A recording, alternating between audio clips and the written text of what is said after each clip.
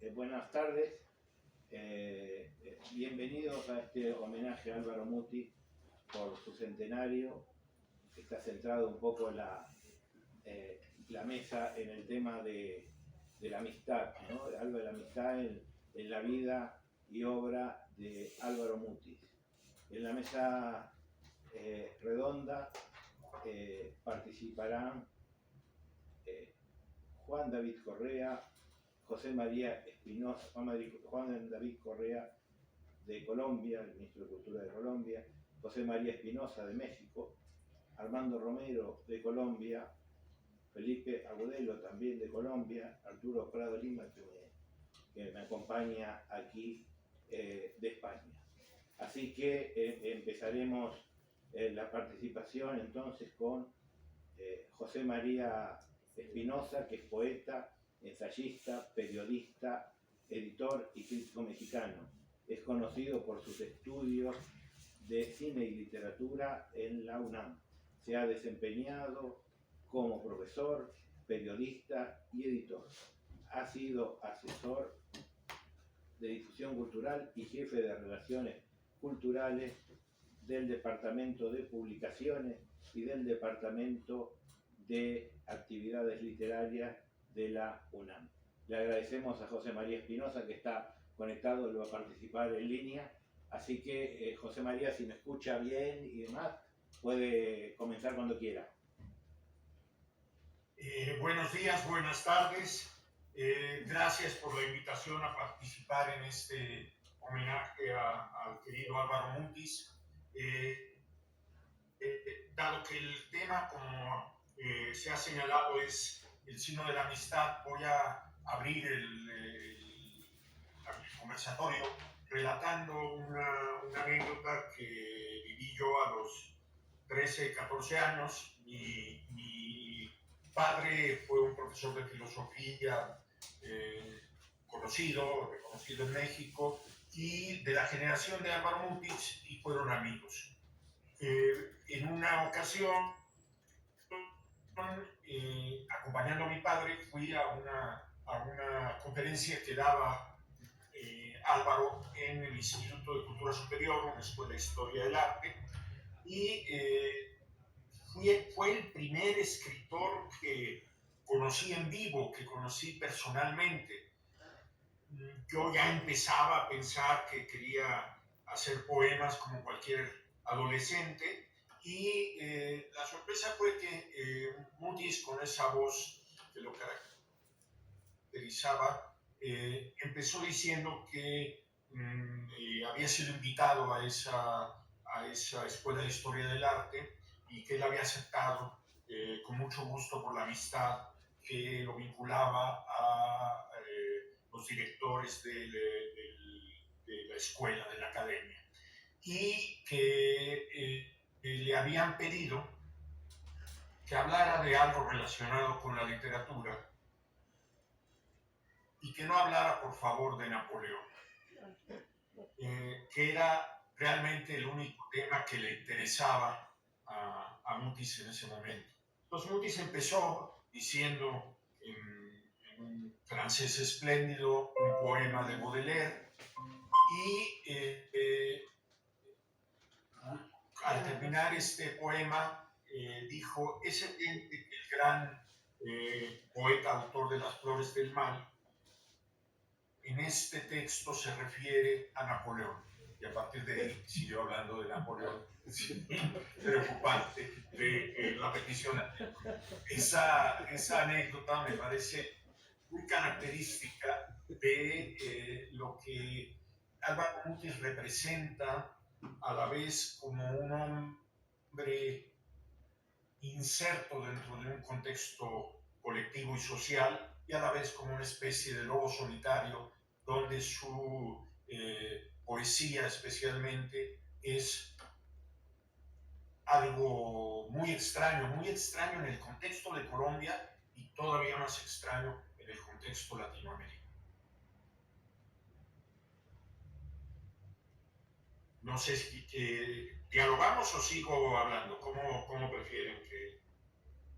Bueno, no, haga una pequeña participación de unos 5 o 10 minutos total, y ya luego pasamos cuando cada uno... Ok. Luego pasamos al Ya debate. luego pasamos al debate. Bueno, hace 10 años, cuando Mutis falleció, bueno, en México, como ustedes saben, vivió la mitad de su vida. Y aquí jugó un papel, un rol muy importante, porque a la vez que compartía con las grandes figuras literarias de los años 60, mexicanas como Octavio Paz, como Carlos Fuentes, también convivía con el mundo de los jóvenes escritores, de las nuevas voces con las cuales era enormemente generoso, los escuchaba.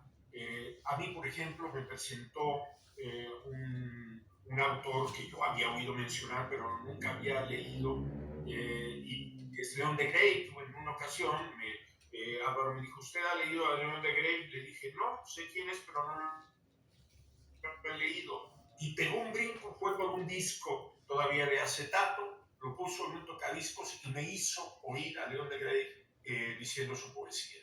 Desde entonces no he dejado de leer a León de Grey. Poco antes de su muerte estuve en su casa y en la conversación me dijo, como 40 años antes, ¿usted ha leído a Pío Baroja? Yo le dije, un par de libros, pero nunca ha sido un escritor que me haya interesado mucho. Y su respuesta fue, no sé, usted pendejo, y póngase a leerlo. Eso hice, y tengo que agradecerle la sugerencia. Cuando murió, me pidieron que organizara un coloquio en recuerdo de Álvaro. Le invité a los escritores mexicanos que lo habían tratado y a algún otro que estaba en México en ese momento, como, bueno, que vive en México, que sea colombiano, como Mario Rey y Jorge Bustamante García, también poeta colombiano.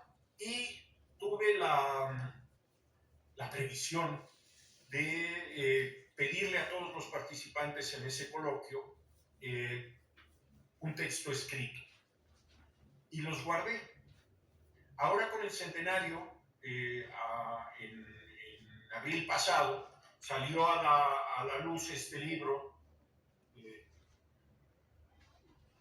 que es el fruto de ese coloquio, que sale 10 años después, y que presentamos en Bogotá durante la Feria del Libro, con un auditorio absolutamente abarrotado. Y eso me indica que ese lobo solitario del que hablé antes sigue siendo un escritor necesario para nuestras letras hispanoamericanas. Este homenaje que el Centro de Arte Moderno organiza es también un signo de esto. En México ha habido muchos actos en memoria de Mutis. Hace un mes, en la casa donde vivía García Márquez, se inauguró una exposición fotográfica, iconográfica, con cartas, manuscritos, fotos muy interesantes, organizada por Gonzalo García Bacha, el hijo de García Márquez, y por Diego García Lío, el director de Ediciones del Equilibrista, que fue editor de muchos libros de Álvaro, especialmente de los de poesía. Y todo esto configura ese título de este conversatorio, bajo el signo de la amistad. Yo en mis textos críticos, más específicamente, he señalado que hay por lo menos 3 Álvaro Mutis. El primero, ese poeta que surge a la luz en medio de la violencia del Bogotazo, donde el libro se quema y quedan algunos ejemplares, una anécdota y un libro que se ha vuelto casi legendaria. Ese periodo que va, digamos, hasta finales de los años 60, principios de los 70, cuando aparece la primera suma de Macrol el Gaviero. Un segundo periodo donde aparecen los libros con tema histórico memorioso, y un tercer momento que es el de la explosión narrativa de las 7 novelas en torno a su alter ego, o a sus socias, a su sombra, Macrol el Gaviero. Estas tres etapas creo que tienen profundas diferencias entre sí y a la vez tienen una unidad notable que permite pensar en la obra de Álvaro Mutis con una cohesión muy fuerte. Si uno se pone en plan didáctico, puede pensar que hay acentos de Neruda o acentos de Gonzalo Rojas o acentos de Octavio Paz, pero en realidad la personalidad que tiene Mutis es irreductible a otras obras. Tiene desde el principio una característica de una paradoja muy cioraniana, que es el pesimismo optimista o el nihilismo festivo, ¿sí? En donde el mundo se está cayendo a pedazos y se lo celebra. Y esa celebración es lo que yo rescataría en conjunto y lo que creo que nos lega a las siguientes generaciones de escritores, que es esa posibilidad de pasearse entre ruinas con una sonrisa y una disposición al amor, a la amistad y a la vida. Si quieren, aquí me detengo y dejo la palabra a otro compañero de la mesa. Perfecto, muchísimas gracias, José María Espinaza. Ahora vamos a pasar, y ya está conectado Juan David Correa, que es el actual ministro. ¿Todavía no? Está Felipe Agudelo. Felipe Agudelo, bueno, perdón. Entonces yo de acá veo poco, entonces vamos a seguir con el orden, pero aquí lo tengo antes de Agudelo a Armando Romero, que ya está conectado él sí, que es profesor de la Universidad de Cincinnati, es poeta, narrador, ensayista, traductor y profesor en la Universidad de Cincinnati, como acabo de decir. Es doctor de la Universidad de Pittsburgh, fue uno de los pioneros del nadaísmo en Colombia. En 2008 recibió el título de doctor honoris causa de la Universidad de Atenas, Grecia. Su obra ha sido traducida a varios idiomas. Bueno, Armando, te toca a ti, te escuchamos. Hola, muchas gracias por esta invitación, Claudio, Raúl. Realmente el título que ustedes han escogido, que la divisa que han escogido para esta reunión, me parece muy acertado. La amistad, el concepto de la amistad en Álvaro.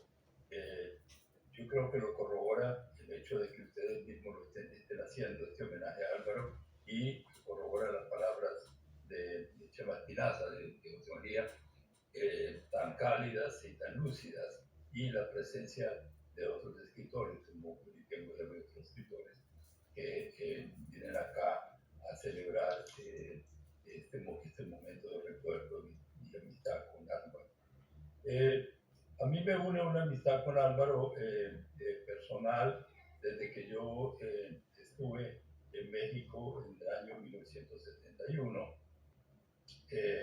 cuando lo conocí. Fue un momento muy especial para mí porque yo conocía la obra de Álvaro gracias a que había encontrado por casualidad su libro Los elementos del desastre, lo había encontrado en Cali. la edición de Losada del 53. Ese libro me sirvió a mí para llevarlo también a mis compañeros de ese entonces del movimiento nadaísta, quienes ya conocían fragmentariamente a Álvaro por las publicaciones de sus poemas en la revista Mitos de Guillermo en Bogotá. Yo desde ese momento fui un gran lector de Álvaro y seguí su obra, de manera que cuando vine a México en el 71, por supuesto, no quería ir a visitarlo a su oficina, ¿cierto? Era lo primero que yo decía, yo no voy a ir a visitarlo, ¿qué voy a hacer yo? Era un muchacho joven, venía de los Estados Unidos, de vagar por los caminos de los Vignis y de otras cosas. De manera que no tenía mucho el deseo de conocer a Álvaro personalmente. Adoraba su poesía y además los que me contaban de su personalidad me lo hacía todavía mucho mejor, más fabuloso, pero yo no sentía que debía estar con él. Fue una escritora mexicana quien me impulsó y prácticamente un día me dio su teléfono de Álvaro y me dijo que Álvaro estaría esperando por mí. Yo no sé si ella lo había contactado, pienso que no, pero de todas maneras, vista de eso, yo fui a su oficina y que él trabajaba para la Fox Century, de la compañía norteamericana en lo que se llamaba la zona rosa en México. Y fue a su oficina y cuando llegué su secretario me dijo que sí, que me estaba esperando, porque yo ya había llamado para pedir cita, pero que tenía una reunión urgente con la gente de Hollywood y que por favor lo esperara. Yo esperé un rato, ella me trajo un café, había otras personas trabajando allí, era una muchacha muy bella, yo recuerdo, era muy encantadora. Y bueno, después de haber esperado como cerca de media hora, mientras yo leía, eso lo recuerdo bastante bien, los cuentos de Genji, la traducción de Sakai, le dije que no, que bueno, que yo vendría otra oportunidad, ¿no? Pensando en ese momento que nunca más regresaría. Y esta muchacha me dijo, no, usted no se puede parar de ahí, pídame lo que quiera, pero yo no lo puedo dejar ir porque si usted se va, el señor Mutis me mata. Entonces yo tuve que quedarme ahí y me quedé. Entonces al fin ella pasó y me dijo, él ha terminado esa reunión, y entonces entré a su oficina. Era una oficina que estaba también así, poco como dice Chema Pinaza. Chema estaba llena de cuadros que recordaban la gesta napoleónica. Entonces, yo me senté enfrente de él y no pude decir ninguna palabra. Yo miraba, él estaba allí sentado, ¿no? Muy cómodo, en su gran sillón, yo me senté enfrente y yo no pude decir nada, es decir, yo no tenía ninguna palabra para decir, ni siquiera saludarlo, ni nada, simplemente lo miraba. Entonces, en un momento dado, pegó un golpe en la mesa con las manos y se echó a reír en grandes carcajadas y me dijo, eso es lo mismo que me pasó a mí, dijo con su gran voz, que me recordó bien, con su gran voz, eso es lo mismo que me pasó a mí cuando conocí a Pablo Antonio Cuadra. Yo no podía decir una sola palabra porque estaba pensando por dentro, ¿qué le digo? Que me gusta su poesía, qué cosa tan horrible. Eso es una especie de detalle de lo que uno puede pensar que como el cual va a comenzar una conversación. Entonces dijo todos los detalles y entonces se echó a reír, me dijo, magnífico, me dijo. Bueno, entonces claro, yo había buscado la excusa de que iba a hacerle una entrevista. Yo para ese entonces colaboraba mucho con la revista imagen de Caracas y con la Revista Nacional de Cultura de Caracas también. Entonces pensé, bueno, voy a hacer una entrevista a Álvaro y una justificación para estar allí. Y le dije que le iba a hacer una entrevista. Bueno, ahí en ese momento empezó nuestra amistad, que duraría hasta una semana antes de que él muriera. Yo estaba hablando con él por teléfono. Un día, años después, le dije, Álvaro, al fin y al cabo yo nunca te hice la entrevista. Aquella entrevista nunca la hice. Entonces me dijo, es que nos volvimos amigos. Ese es el problema, nos volvimos amigos. De manera que ese para mí es el Álvaro de la amistad, el Álvaro de la gran generosidad, también lo ha señalado con mucha justicia José María, de la gran generosidad. La generosidad de Álvaro es algo que a veces le costaba, el regaño de García Márquez, precisamente.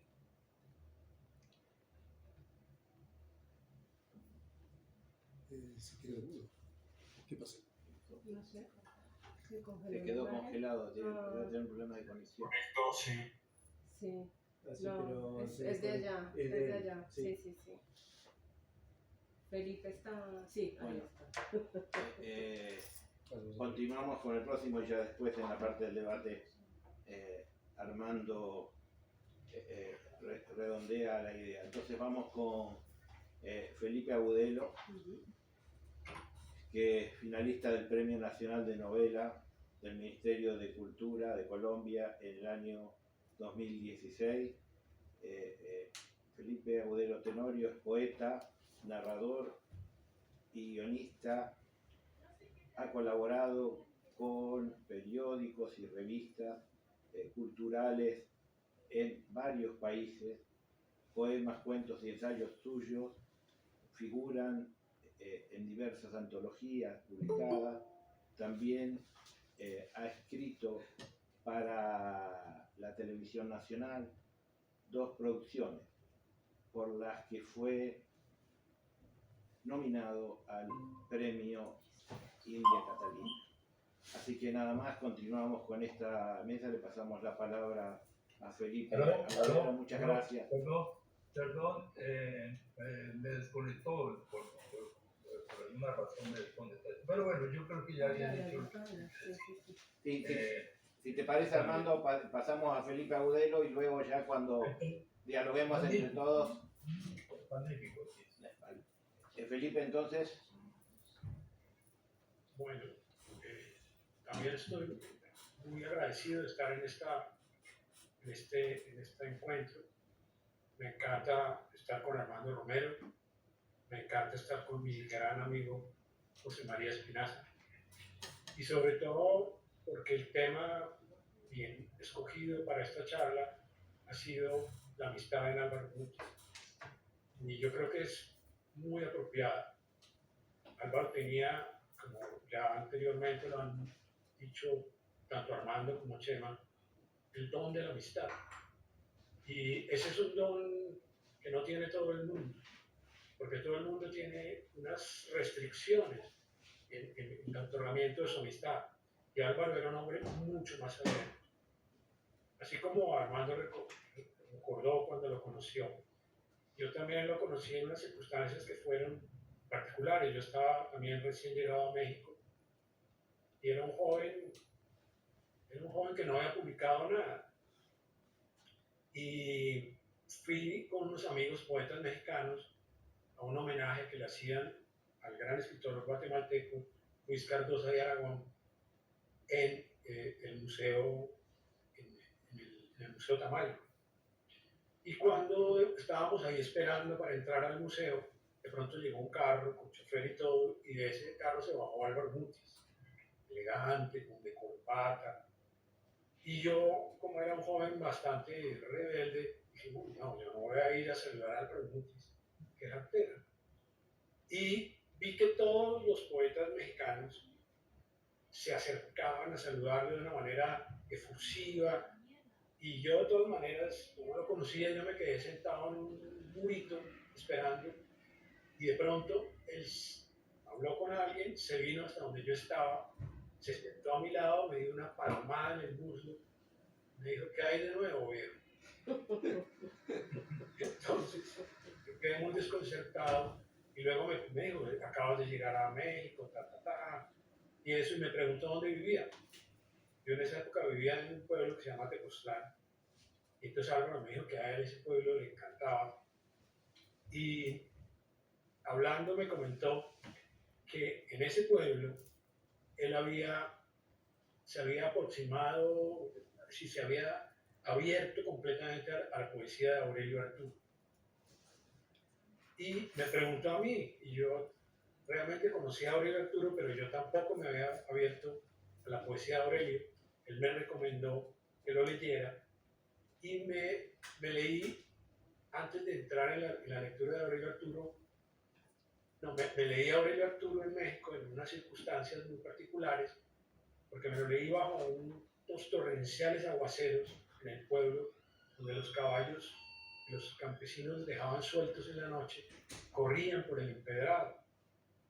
Y luego leí la introducción que Álvaro hizo a los poemas de Aurelio Arturo para una editorial, para la UNAM. Y Álvaro dice que a él le pasó que él leyó, que él había leído a Aurelio Arturo, que se había abierto a la poesía de Aurelio Arturo en exactamente las mismas circunstancias que me ocurrieron a mí. Es decir, lo había leído en Tepoztlán, una noche de lluvia, cuando los caballos corrían por el empedrado. Ese tipo de coincidencias eran usuales con muchos. Y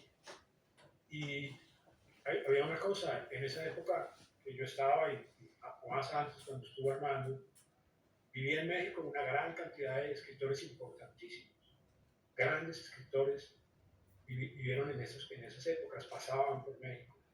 Y no era sencillo para un joven escritor acercarse a estas personas que ya tenían un prestigio, un renombre, e incluso una gran fama. Álvaro era todo lo contrario, Álvaro se acercaba, Álvaro lo quería a uno, lo aconsejaba en lecturas cada vez que podía, lo invitaba a veces a uno que era a algunos bares donde él era una especie de barman también, pagaba las cuentas, era un hombre generosísimo.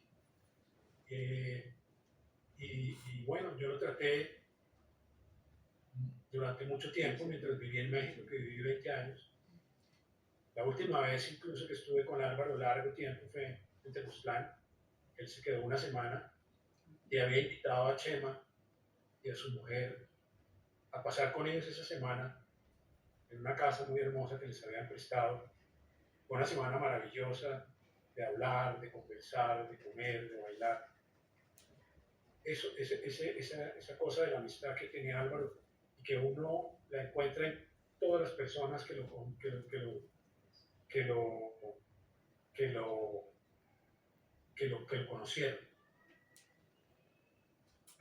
Bueno, y respecto a, digamos, Álvaro es una persona, un escritor, digamos, muy importante para la literatura colombiana, poco como periodizó Chema, es primero que todo un gran poeta, un poeta mayor, tiene una obra que fue renovadora y refrescante en la poesía colombiana, y luego es un gran novelista, tiene 7 maravillosas novelas, que justo en la época en que yo lo conocí, él aún trabajaba en la Columbia Pictures o en la Fox, yo no recuerdo, y él se jubila, y es después de que él se jubila, que ya tiene más de 60 años, que empieza por lo menos a mostrar y a publicar toda su obra narrativa, donde construye ese personaje maravilloso que es Manuel Gabriel.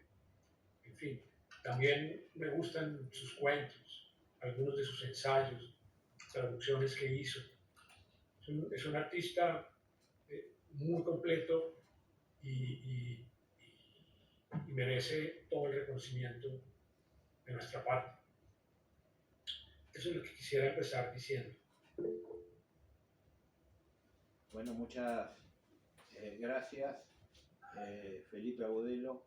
Ahora vamos a pasar, acá que me acompaña presencialmente, no por vía digital, Arturo Prado Lima, es periodista y escritor.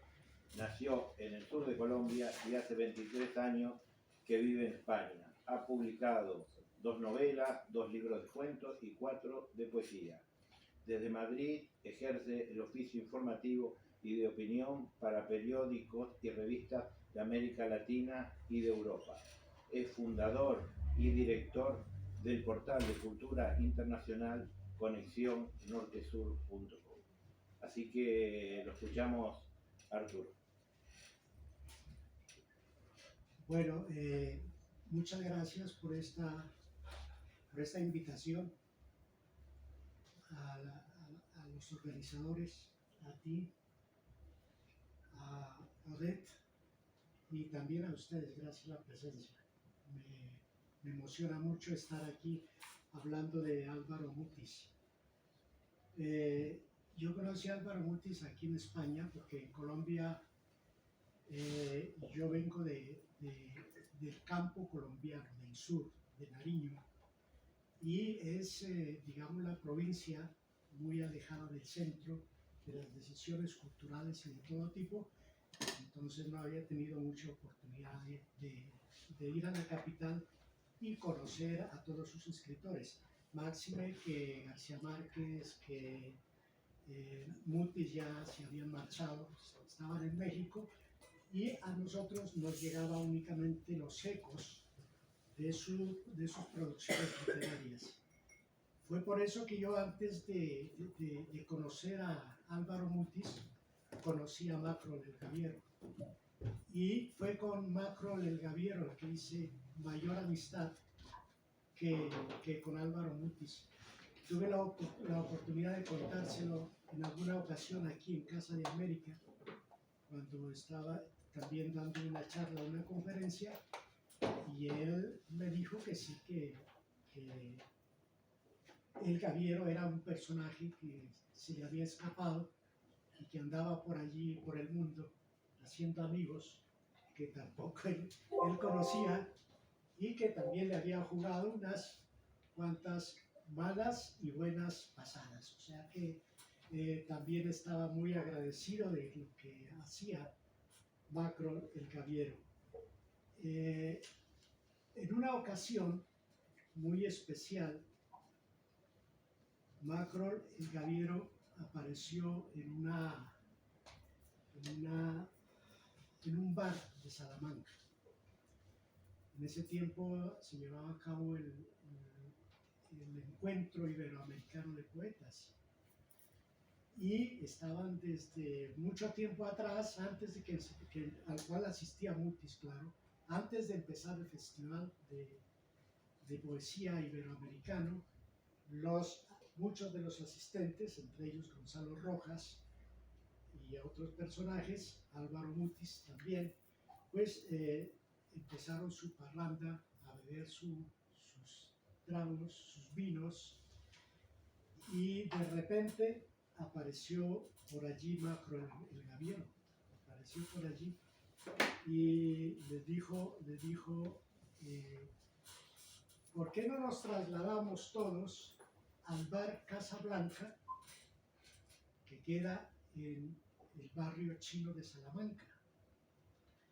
¿Y por qué vamos allá? Pues sencillamente porque yo allí quiero recitar un poema que escribió Álvaro Mutis en honor a ese bar Casa Blanca. Y todo el mundo se quedó como pensando, ¿qué pasa? Bueno, nos vamos. Se fueron todos y llegó allá al sitio Casa Blanca, y lógicamente empezó perdón que busco las gafas aquí, si las encuentro o no las encuentro. Entonces, parece que no, se han quedado. Bueno, empezó primero a divagar sobre su vida, sobre sus hazañas históricas, oceánicas, y luego sí recitó el poema de Álvaro Mutis que había escrito para la Casa Blanca, para el bar Casa Blanca. Luego ese sentir del poema de Mutis hizo que toda la gente se quedara con esa magia, con esa presencia de Mutis, con esa presencia de la poesía, de la presencia de las imágenes, de lo que llenaba el alma de la gente, los estremecía el poema. Bueno, en esa ocasión, en la Casa Blanca no estaba Álvaro Mutis, él estaba en otro lado. Pues un año después,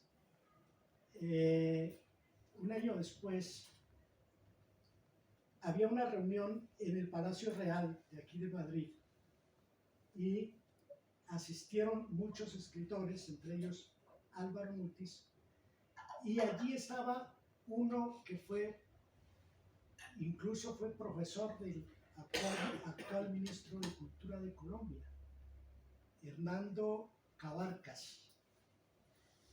Hernando Cabarcas estaba allí y fue uno de los que estaba la noche esta de que se leyó el poema de Mutis en el bar, en la Casa Blanca, y él haciendo un poco de triquiñuelas, porque no estaba invitado al palacio, sí, logró colarse y entró al palacio, y allí también había vino, había cosas, y ahí estaba Álvaro Mutis, su presencia, su corbata, su señorío, es decir, toda la presencia deslumbrante de aquel hombre, de aquel poeta colombiano. Y Hernando lo miró y se hizo por un ladito, porque no quería, alguien lo decía, no quería conocer tanto a Álvaro Mutis, aunque ya habían hablado algo. De repente, en un momento dado, Hernando sintió que alguien le puso el brazo, la mano en el brazo, y era Álvaro Mutis. Y Hernando se puso nervioso y le dijo: yo sé que ustedes leyeron un poema mío en la Casa Blanca, el bar chino de Salamanca. Y quiero que sepas que yo no he escrito ese poema. Yo nunca he escrito un poema al bar Casablanca. Eso es cuestión de ustedes. ¿Cuál de ellos el nombre que había tomado el Gaviero en ese momento era uno de un poeta caleño que en este momento se me escapa? Y muy mal hecho, que vayan leyendo poemas de Álvaro Mutis, sobre todo en este tipo de bares, que no era de buena reputación el bar en Salamanca, no era de estos donde se montan grandes fiestas. Y Hernando estaba tan nervioso que no alcanzó a decir nada. Sin embargo, Álvaro Mutis le volvió a dar la otra palmada y le dijo: bueno, tranquilo, a nombre de la amistad, a propósito de esto, a nombre de nuestra amistad, estoy dispuesto a perdonar, a pasar por alto todo esto que han hecho, con una condición, ¿sí? Y es que quiero que me hagan llegar el poema que se leyó esa noche en Casablanca para mí. Pues seguramente es el mejor poema que yo he escrito en mi vida. Hernando se puso a buscar a Macro, el Gaviero. Bueno, Macro el Gaviero tomaba muchos nombres, y yo a veces lo relaciono con algún personaje. A la tarea de buscar al Gaviero para buscar el poema y llevárselo a Mutis, pero resulta que este señor había olvidado el poema, se había olvidado el poema. Y además porque cuando lo leyó también estaba con sus tragos en la cabeza y no entendió ni siquiera el propio lector sabía qué escribió y qué dijo, ¿sí? En busca de ese poema creo que andamos hoy todos los que queremos escribir poemas. Y estoy seguro que Mutis también persiguió ese poema o sea, escribir uno de los mejores poemas de su vida que él aún no lo conocía, que él aún no lo había escrito. Y por eso su Gaviero, su personaje se remonta a todos los océanos del mundo, a los 6